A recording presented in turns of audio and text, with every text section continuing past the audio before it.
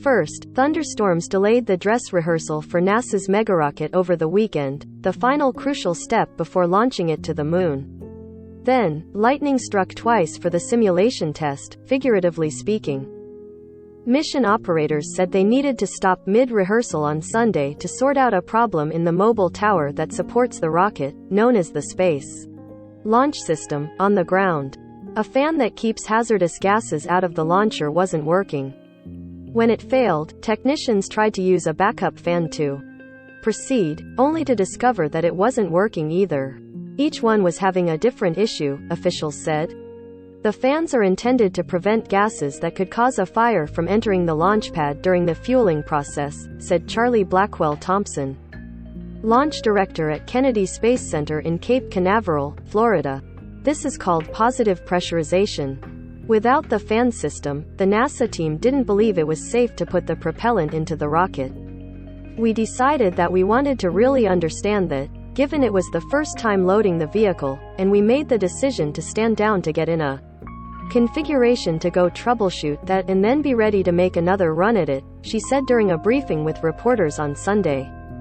By Monday, it appeared the space agency had resolved the fan issue and was prepared to continue the dress rehearsal.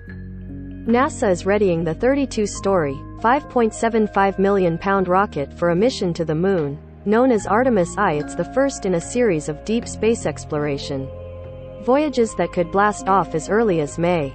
The upcoming launch won't include astronauts, but the month-long flight will allow the United States to send a crew in the next, more complex mission, Artemis II. The rocket is thought to be the most expensive ever built, with each launch estimated to cost over $4 billion. It's been a long time since NASA had a rocket of this magnitude, capable of sending large payloads, astronauts and cargo, into deep space. Not only is the Space Launch System, or SLS, built to travel to the moon, it's expected to one day put millions of miles on the odometer during the first crewed flight to Mars. Robotic scientific journeys to Saturn and Jupiter also could be in its future.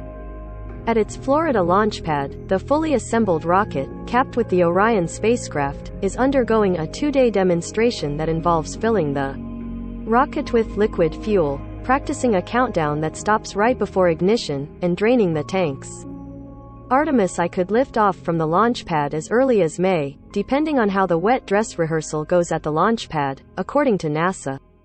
The 4 main engines, fueled with 700,000 gallons of super-cold fuel, will produce a thrust powerful enough to keep 8 Boeing 747s aloft.